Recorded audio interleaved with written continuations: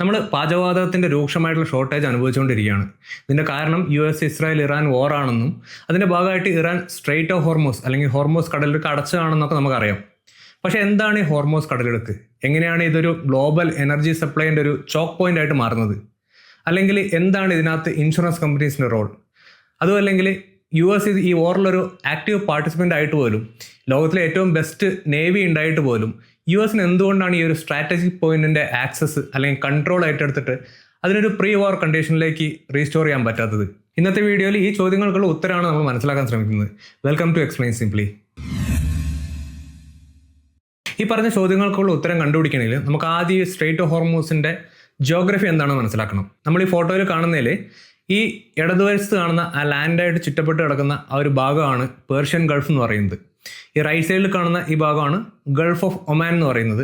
Gulf of ഒമാനാണ് പിന്നെ Arabian സീയിലേക്കും പിന്നെ അവിടുന്ന് ഇന്ത്യൻ ഓഷ്യൻ സീയിലേക്കും കണക്ട് ചെയ്യുന്നത്. ഈ രണ്ട് ഭാഗത്തിനിടയിലുള്ള ആ വി ഷേപ്പിലുള്ള ആ കണക്ട് ചെയ്യുന്ന ഭാഗത്തിനാണ് നമ്മൾ സ്ട്രെയിറ്റ് ഓഫ് ഹോർമൂസ് എന്ന് പറയുന്നത്. ഈ സ്ട്രെയിറ്റ് ഓഫ് ഹോർമൂസിൻ്റെ നോർത്ത് സൈഡിലായിട്ട് ഇറാൻ്റെ മെയിൻലാൻഡും പിന്നെ ലറാഖ്, അബുമൂസ, കഷം എന്നൊക്കെ പറയുന്ന ഇറാൻ്റെ കുറച്ച് ഐലൻഡ്സും ഉണ്ട്.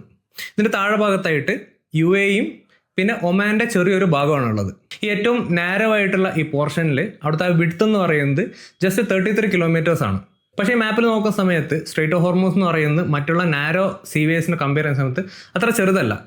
പക്ഷേ ഇവിടുത്തെ ഹ്യൂജ് ട്രാഫിക് കാരണം മാരിടൈം അതോറിറ്റീസ് ഒരു ട്രാഫിക് സെപ്പറേഷൻ സ്കീം ഇവിടെ ഇംപ്ലിമെൻറ്റ് ചെയ്ത് വെച്ചിട്ടുണ്ട്. പക്ഷേ കൊമേഴ്ഷ്യൽ ഷിപ്സിന് ഈ 33 കിലോമീറ്ററിന് ചെറിയൊരു ഭാഗം മാത്രമാണ് ആക്സസ് ചെയ്യാൻ പറ്റുന്നത്. ഈ പേർഷ്യൻ ഗൾഫിൻ്റെ അകത്തോട്ടും പുറത്തോട്ടും പോകാൻ വേണ്ടിയിട്ട് 3 കിലോമീറ്റർ വീതം വീതിയുള്ള 2 ലെയിനുകളും ഈ 2 ലെയിനിനെ സെപ്പറേറ്റ് ചെയ്യുന്ന ഒരു ബഫർ സോണുമാണ് ഉള്ളത്. അപ്പോൾ ടോട്ടൽ ആക്സസിബിൾ ഏരിയ എന്ന് പറയുന്നത് ജസ്റ്റ് 9 കിലോമീറ്റേഴ്സ് മാത്രമാണ്. പക്ഷേ ഈ ഒരു ചെറിയ ഏരിയ നമ്മുടെ എൻറ്റയർ ഗ്ലോബൽ എനർജി സിസ്റ്റത്തിൻ്റെ ഒരു ചോക്ക് പോയിന്റ് ആയി മാറുന്നത് എങ്ങനെയാണെന്ന് അറിയാൻ വേണ്ടിയിട്ട് നമുക്ക് അവരുടെ ഒരു ട്രേഡ് വാല്യൂ അല്ലെങ്കിൽ ട്രേഡ് വോളിയം എത്രയാണെന്ന് അറിയണം. Per day 20 to 21 million barrels crude ഓയിലാണ് ഈ വഴി മാത്രം പുറത്തോട്ട് പോകുന്നത്. ക്രൂഡ് ഓയിലിന് പുറമെ ഖത്തറിൽ നിന്ന് വരുന്ന LNG ലിക്വിഫൈഡ് നാച്ചുറൽ ഗ്യാസ് ഇതുവഴിയാണ് പുറത്തോട്ട് വരുന്നത്. ഖത്തർ എന്ന് പറയുന്നത് ലോകത്തിൽ തന്നെ one of the largest exporters of LNG ആണ്. നമ്മുടെ ഗ്ലോബൽ LNG കൺസംഷൻ്റെ ഓൾമോസ്റ്റ് 1/4 വരുന്നത് ഈ ഖത്തറിൽ നിന്നാണ്. നമ്മൾ നേരത്തെ പറഞ്ഞ 20 to 21 million barrels crude oil എന്ന് പറയുന്നത് നമ്മുടെ ഗ്ലോബൽ കൺസംഷൻ്റെ ഓൾമോസ്റ്റ് 20% ആണ്. ഈ സ്ട്രെയിറ്റ് ഓഫ് ഹോർമോസ് എന്ന് പറയുന്നത് ഹിസ്റ്റോറിക്കലി റെലവൻ്റ് ആയിട്ടുള്ള ഒരു ഭാഗമാണെങ്കിലും റീസെൻറ്റ് ടൈംസിൽ ഇത് എക്സ്പോസ് ആവുന്നതും എക്സ്പ്ലോയിറ്റ് ചെയ്യപ്പെടുന്നതും ഫെബ്രുവരി 28 US ഇറാൻ്റെ മേലെ അറ്റാക്ക് അഴിച്ചുവിടുന്നതും അതിൻ്റെ റിറ്റാലിയേഷനായിട്ട് ഇസ്ലാമിക് റവല്യൂഷണറി ഗാർഡ് കോഴ്സ് എന്ന് പറയുന്ന IRGC എന്ന് വിളിക്കുന്ന ഇറാൻ്റെ ആ ഫോഴ്സ് റിറ്റാലിയേഷൻ്റെ ഭാഗമായിട്ട് സ്ട്രെയിറ്റ് ഓഫ് ഹോർമൂസിൽ കൂടെ കടന്നു വന്ന് ഷിപ്സിനെ അറ്റാക്ക് ചെയ്യുന്നതിൽ നിന്നാണ് ആ ഒരു എസ്കലേഷൻ ഉണ്ടായി വരുന്നത്. അപ്പോൾ ഈ ഒരു ഏരിയ വഴിയുള്ള ട്രാൻസിറ്റ് വോളിയം അല്ലെങ്കിൽ ട്രാൻസിറ്റ് വാല്യൂ നമ്മൾ മനസ്സിലാക്കണമെങ്കിൽ നമ്മൾ നേരത്തെ പറഞ്ഞു 20 മില്യൺ ബാരൽസ് ആണ് പെർ ഡേ ഇതിലൂടെ ഫ്ലോ ചെയ്യുന്നുള്ളത്. അപ്പോൾ പെർ ബാരൽ നമ്മളൊരു $60 വെച്ച് കാൽക്കുലേറ്റ് ചെയ്യുകയാണെങ്കിൽ പോലും ബില്യൺസിലാണ് ഈ വഴിയുള്ള പെർ ഡേ ട്രാൻസിറ്റ് വാല്യൂ എന്ന് പറയുന്നത്. ഇതുവഴി വരുന്ന ക്രൂഡ് ഓയിലിന് ട്രാൻസ്പോർട്ടേഷനായിട്ട് ചാർജ് വരുന്നത് ഏകദേശം പെർ ബാരൽ $1 to $2 ആണ്. ഈ ഒരു കാരണം കൊണ്ടാണ് ഗൾഫ് ഓയിൽ എന്ന് പറയുന്നത് ഗ്ലോബലി ഭയങ്കര കോമ്പറ്റീറ്റീവ് ആയിട്ടിരിക്കുന്നത്. പക്ഷേ ഈ വാർ തുടങ്ങി ഓൾമോസ്റ്റ് 2 വീക്സിൽ തന്നെ over 250 million barrels of crude ഓയിലാണ് ഈ ഒരു ഏരിയയിൽ കെട്ടിക്കിടക്കുന്നത്. അപ്പോൾ നമ്മുടെ മനസ്സിലേക്ക് സ്വാഭാവികമായിട്ട് വരുന്ന ചോദ്യമാണ്, ഇങ്ങനൊരു ഗ്ലോബൽ എനർജി സിസ്റ്റത്തിൻ്റെ സെൻട്രൽ ആർട്ടറി ആയിട്ടുള്ള ഈ ഒരു ചോക്ക് പോയിന്റ് ഇതിങ്ങനെയാണെന്ന് അറിഞ്ഞിട്ടും എന്താണ് ഇതിനൊരു ഓൾട്ടർനേറ്റീവ് വേസ് ഇല്ലാത്തത്? പക്ഷേ സൗദിക്കും UAEക്കും നമ്മൾ ഈ മാപ്പിൽ കാണുന്ന പോലെ സെപ്പറേറ്റ് ആയിട്ട് ഈ സ്ട്രെയിറ്റ് ഓഫ് ഹോർമൂസിനെ ബൈപ്പാസ് ചെയ്യാൻ വേണ്ടിയിട്ട് 2 ലൈൻസ് ഉണ്ട്. സൗദിക്ക് പെട്രോൾ ലൈൻ എന്ന് വിളിക്കുന്ന ഈസ്റ്റ് വെസ്റ്റ് പൈപ്പ് ലൈൻ ഉണ്ട്. അത് കണക്ട് ചെയ്യുന്നത് റെഡ് സീയിലുള്ള അവരുടെ യാൻബു പോർട്ടിലേക്കാണ്. ഈ ഒരു പൈപ്പ് ലൈനിൻ്റെ മാക്സിമം കപ്പാസിറ്റി എന്ന് പറയുന്നത് പെർ ഡേ 5 മില്യൺ ബാരൽസ് ആണ്. സൗദി പെർ ഡേ എക്സ്പോർട്ട് ചെയ്യുന്നത് ഓൾമോസ്റ്റ് 6 to 7 മില്യൺ ബാരൽസ് ആണ്. അപ്പോൾ ഇവരുടെ ഒരു ടോട്ടൽ എക്സ്പോർട്ട് വോളിയത്തിൻ്റെ ഓൾമോസ്റ്റ് ഒരു 70 to 80% ഇവർക്ക് ഈ പൈപ്പ് ലൈൻ വഴി എക്സ്പോർട്ട് ചെയ്യാൻ പറ്റുന്നുണ്ട്. ഇനി UAEയുടെ കാര്യം എടുക്കുകയാണെങ്കിൽ UAEക്ക് അബുദാബിയിൽ നിന്ന് ഗൾഫ് ഓഫ് ഒമാനിലേക്ക് കണക്ട് ചെയ്യുന്ന ഫുജൈറ പോർട്ടിലേക്ക് കണക്ട് ചെയ്യുന്ന ഫുജൈറ പൈപ്പ് ലൈൻ ഉണ്ട്. ഇതിൻ്റെ ഒരു ഡെയിലി മാക്സിമം കപ്പാസിറ്റി എന്ന് പറയുന്നത് ഓൾമോസ്റ്റ് 1.5 മില്യൺ ബാരൽസ് ആണ്. പക്ഷേ UAEയുടെ ഡെയിലി എക്സ്പോർട്ട് എന്ന് പറയുന്നത് ഓൾമോസ്റ്റ് 3 to 3.5 മില്യൺ ബാരൽസ് ആണ്. അപ്പോൾ UAEക്കും ഇവരുടെ ടോട്ടൽ എക്സ്പോർട്ടിൻ്റെ ഓൾമോസ്റ്റ് 50% ഈ ഒരു പൈപ്പ് ലൈൻ വഴി എക്സ്പോർട്ട് ചെയ്യാൻ പറ്റുന്നുണ്ട്. പക്ഷേ അപ്പോഴും സൗദിയുടെയും UAEയുടെയും സർപ്ലസ് ആയിട്ടുള്ള ഓയിലിന് സ്ട്രെയിറ്റ് ഓഫ് ഹോർമൂസിനെ തന്നെ ഡിപ്പെൻഡ് ചെയ്തിട്ടുണ്ട്. ഇപ്പോഴും നമുക്ക് കാണാം ഇവിടെ ഇറാഖ്, കുവൈത്ത്, ഖത്തർ ഈ 3 രാജ്യങ്ങളും ഇപ്പോഴും ഇവിടെ ട്രാപ്ഡ് ആണ്.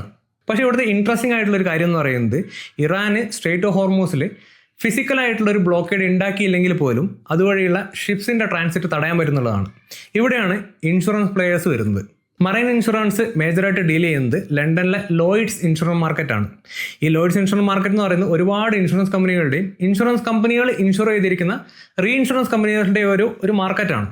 അപ്പം മറൈൻ ഇൻഷുറൻസിൽ മേജറായിട്ടും 3 ടൈപ്പ് ഓഫ് ഇൻഷുറൻസ് ആണ് വരുന്നത്.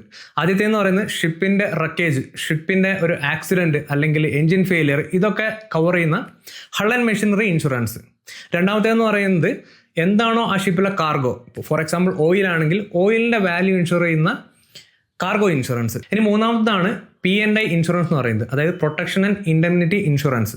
ഇത് മേജർലി കവർ ചെയ്യുന്നത് ഇപ്പോൾ ഓയിൽ സ്പില്ലേജ് ഉണ്ടായിക്കഴിഞ്ഞാൽ എൻവയോൺമെൻറ്റൽ കോസ്റ്റ്, അല്ലെങ്കിൽ ഇപ്പോൾ ചില കൺട്രീസ് ഫൈനായിട്ട് ഈടാക്കുന്ന പൈസ, അല്ലെങ്കിൽ ക്രൂ സേഫ്റ്റി, ഇങ്ങനത്തെ കാര്യങ്ങളൊക്കെ ഡീൽ ചെയ്യുന്നത് ഈ P&I ഇൻഷുറൻസ് ആണ്.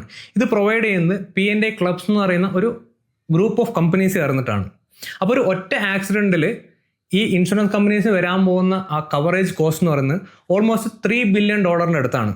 യൂഷ്വലി ഈ 3 ഇൻഷുറൻസിലും ഒരു വാർ റിസ്ക് പ്രീമിയം എന്ന് പറഞ്ഞൊരു പോർഷൻ ആഡ് ചെയ്തിട്ടുണ്ടാവും. അപ്പോൾ നോർമൽ ടൈംസിൽ ഈ വാർ റിസ്ക് പ്രീമിയം എന്ന് പറയുന്നത് 0.025% ഒക്കെ ആയിരിക്കും. അതായത് നമ്മളൊരു ഷിപ്പിൻ്റെ ഇൻഷുറൻസ് എടുക്കുകയാണെങ്കിൽ ഒരു ഷിപ്പിൻ്റെ വാല്യൂ എന്ന് പറയുന്നത് $120 മില്യൺ ആണെങ്കിൽ 0.025% എന്ന് പറയുന്നത് $30,000 ആണ്. പക്ഷേ ഒരു വാർ റിസ്ക് വരുന്ന സമയത്ത്, ഒരു വാർ വരുന്ന സമയത്ത് ഈ ഇൻഷുറൻസിൻ്റെ പ്രീമിയം പെർസെൻറ്റേജ് എന്ന് പറയുന്നത് 0.025 ഓൾമോസ്റ്റ് ഒരു 0.5% വരെയൊക്കെ ഇൻക്രീസ് ആവുന്നുണ്ട്. നോർമൽ ടൈമിൽ ഒരു $120 മില്യൺ വാല്യൂ വരുന്ന ഒരു ഷിപ്പിന് 0.025 എന്ന് പറയുന്നത് $30,000 0.5 ആവുന്ന സമയത്ത് ഏകദേശം $5 ലക്ഷം തൊട്ട് $6 ലക്ഷം വരെയാണ് ആ ഇൻഷുറൻസ് കോസ്റ്റ് മാത്രം വരുന്നത്. ഈ ഇൻഷുറൻസ് കോസ്റ്റ് പോകുന്നത് ഈ ഷിപ്പിംഗ് കമ്പനീസിൻ്റെ പ്രോഫിറ്റ് മാർജിനിൽ നിന്നാണ്. അപ്പോൾ ലീഗലി ഈ 3 ഇൻഷുറൻസ് ഇല്ലാത്ത ഒരു കപ്പലിന് സെയിൽ ചെയ്യാൻ പറ്റില്ല. അതിൻ്റെ കാരണം എന്ന് പറയുന്നത് യൂഷ്വലി P&I കവറേജ് ഇല്ലാത്ത ഷിപ്സിൽ ക്രൂ സെയിൽ ചെയ്യില്ല. രണ്ടാമത്തെ കാര്യം എന്ന് പറയുന്നത് പോർട്ട് ഈ ഇൻഷുറൻസ് ഇല്ലാത്ത ഷിപ്സിന് ആക്സസ് ഡിനൈ ചെയ്യും. ഇതിൻ്റെ മറ്റൊരു എക്സ്ട്രീം എന്ന് പറയുന്നത് ഒരു വാർ സോണായിട്ട് ഡിക്ലെയർ ചെയ്തൊരു സ്ഥലത്തേക്ക്, ഒരു സോണിലേക്ക് ഒരു ഷിപ്പ് എൻ്റർ ചെയ്യുകയാണെങ്കിൽ ഈ ഇൻഷുറൻസ് കമ്പനീസിന് റിസ്ക് കവറേജ് വിഡ്രോ ചെയ്യാൻ പറ്റുന്നുണ്ട്. ഇത്രയും പറഞ്ഞാൽ നമുക്ക് മനസ്സിലാക്കാൻ പറ്റുന്നത് ഒരു ഷിപ്പ് സെയിൽ ചെയ്യണോ വേണ്ടയോ തീരുമാനിക്കുന്ന ആ ഷിപ്പിൻ്റെ ക്യാപ്റ്റൻ മാത്രമോ അല്ലെങ്കിൽ ഷിപ്പ് ഓണേഴ്സോ അല്ലെങ്കിൽ ചില കൺട്രീസോ മാത്രമൊന്നുമല്ല. അതിനകത്ത് ഇൻഷുറൻസ് കമ്പനീസിൻ്റെ ഇൻവോൾവ്മെൻറ്റ് ഭയങ്കര കൂടുതലാണ്. ഇപ്പോൾ നമ്മുടെ മനസ്സിലേക്ക് സ്വാഭാവികമായിട്ടും വരാവുന്ന അടുത്ത ചോദ്യം എന്ന് പറയുന്നത് US ഈ ഒരു വാറിൽ ഇത്ര ആക്റ്റീവായിട്ട് പാർട്ടിസിപ്പേറ്റ് ചെയ്തിട്ടും ലോകത്തിലെ തന്നെ ഏറ്റവും ബെസ്റ്റ് നേവൽ ഫോഴ്സ് ഉണ്ടായിട്ടും എന്തുകൊണ്ടാണ് ഈ ഒരു ഏരിയയുടെ കൺട്രോൾ US എടുക്കാത്തത്? ഇതിന് പല കാരണങ്ങളാണുള്ളത്. അതിൽ ആദ്യത്തേതെന്ന് പറയുന്നത് നമ്മൾ ആദ്യം പറഞ്ഞ ഇറാൻ ഒരു ഹോം ഫീൽഡ് അഡ്വാൻറ്റേജ് ഇവിടെയുണ്ട്. സ്ട്രെയ്റ്റ് ഓഫ് ഹോർമൂസിൻ്റെ മേലെയായിട്ട് ഇറാൻ്റെ മെയിൻലാൻഡ് ഉണ്ട്. ഈ സ്ട്രെയ്റ്റ് ഓഫ് ഹോർമൂസിനകത്ത് തന്നെ സ്ഥിതി ചെയ്യുന്ന അബു മൂസ, ലറാഖ്, ഖഷം എന്നൊക്കെ പറയുന്ന ഹൈലി ഫോർട്ടിഫൈഡ് ആയിട്ടുള്ള ഐലൻഡ്സ് ഇറാനുണ്ട്. അപ്പോൾ ഈ മെയിൻലാൻഡിൽ നിന്ന് ഫയർ ചെയ്യണമെങ്കിൽ പോലും ഇറാന് 150 to 300 റേഞ്ചുള്ള മിസൈൽസ് വെച്ചിട്ട് ഇതുവഴി പോകുന്ന ഷിപ്സിനെ അറ്റാക്ക് ചെയ്യാൻ പറ്റും. ഈ ഒരു ട്രാഫിക് കൺസ്ട്രെയിൻസ് ഉള്ളത് കാരണം ഇതുവഴി പോകുന്ന ഷിപ്സ് എന്ന് പറയുന്നത് ഇറാന് ഒരു ഈസി ടാർഗറ്റാണ്. അതിന് കാരണം എന്ന് പറയുന്നത് ഈ ഷിപ്സ് വരാൻ പോകുന്ന ലൈൻ എന്ന് പറയുന്നത് ഫിക്സ്ഡ് ആണ്. ഈ ഒരു സ്പേസ് കൺസ്ട്രെയിൻ കാരണം ഇതുവഴി വരുന്ന ഷിപ്സ് ഒരു 20 to 30 km/h സ്പീഡിലാണ് പോകുന്നത്. അപ്പോൾ ഇതൊരു ഈസി ടാർഗറ്റാണ് ഇറാന്. ഇതിന് മറ്റൊരു വശം എന്ന് പറയുന്നത് US-ൻ്റെ $1 ബില്യൺ മെഷീനറീസിന് ഈ ഒരു സ്പേസ് കൺസ്ട്രെയിൻറ്റ് കാരണം അതിൻ്റെ ഫുൾ പൊട്ടൻഷ്യലിൽ ഓപ്പറേറ്റ് ചെയ്യാനുള്ള ലിമിറ്റേഷൻ ഉണ്ട്. അപ്പോൾ ഇവിടെ ഇറാൻ ഒരു അസിമെട്രിക് വാർഫെയർ ആണ് യൂസ് ചെയ്യുന്നത്. അതായത് അമേരിക്കയുടെ $1 ബില്യൺ എക്യുപ്മെൻറ്റ്സിനെ, മെഷീൻസിനെ ഡിഫീറ്റ് ചെയ്യാൻ വേണ്ടിയിട്ട് ഇറാൻ യൂസ് ചെയ്യുന്നത് ഒരു $20,000 മിസൈലോ ഡ്രോൺസോ ഒക്കെയാണ്. ഇതുകൂടാതെ underwater mines, speed boats, അങ്ങനെ പല ചെറിയ ചെറിയ ചിലവ് കുറഞ്ഞ മാർഗ്ഗങ്ങളും ഇറാൻ യൂസ് ചെയ്യുന്നുണ്ട്. ഇതുകൂടാതെ നമ്മൾ നേരത്തെ പറഞ്ഞ ഒരു ഇൻഷുറൻസ് പോയിന്റ് ഓഫ് വ്യൂവിൽ ഇറാൻ ആക്ച്വലി അതുവഴി പോകുന്ന ഷിപ്സിനെ അറ്റാക്ക് ചെയ്യേണ്ട ആവശ്യം പോലും ഇല്ല. ഒരു നിയർ മിസ് പോലും ഇൻഷുറൻസിൻ്റെ പെർസ്പെക്റ്റീവിൽ ഒരു റിസ്ക് ആണ്. അവസാനമായിട്ട് US-ന് എന്തുകൊണ്ടാണ് ഇവിടെ ഈ കൺട്രോൾ എടുക്കാൻ പറ്റാത്തതെന്ന് പറയുന്ന ഒരു പാരഡോക്സ് ആണ്. അതായത് US ഈ സ്ട്രെയ്റ്റ് ഓഫ് ഹോർമൂസ് വഴിയുള്ള ആ ഷിപ്പിൻ്റെ മൂവ്മെൻറ്റ് ഈസി ചെയ്യാൻ വേണ്ടിയിട്ട് ഒരുപാട് നേവി ഫോഴ്സിനെ അവിടെ ഡിപ്ലോയ് ആണെന്ന് വിചാരിക്കുകയാണെങ്കിൽ അത് ആക്ച്വലി ഇൻടേൺ ഒരു ആക്റ്റീവ് വാർ സോണായിട്ട് മാറുകയാണ് ചെയ്യുന്നത്. ഇത് കാരണം എന്ത് ലക്ഷ്യം വെച്ചാണോ US കൂടുതൽ ഫോഴ്സിനോട് ഡിപ്ലോയ് ചെയ്യുന്നത് അത് കംപ്ലീറ്റ്ലി നെഗേറ്റ് ചെയ്യുന്ന ഒരു എഫക്റ്റാണ് ഇവിടെ ഉണ്ടായി വരുന്നത്. ഇത്രയും പറഞ്ഞാൽ നമ്മൾ ആദ്യം ചോദിച്ച ചോദ്യങ്ങൾക്ക് ഉത്തരം കിട്ടിയിട്ടുണ്ടാവുമെന്ന് വിചാരിക്കുന്നു. മറ്റൊരു വീഡിയോ ആയിട്ട് വീണ്ടും കാണാം.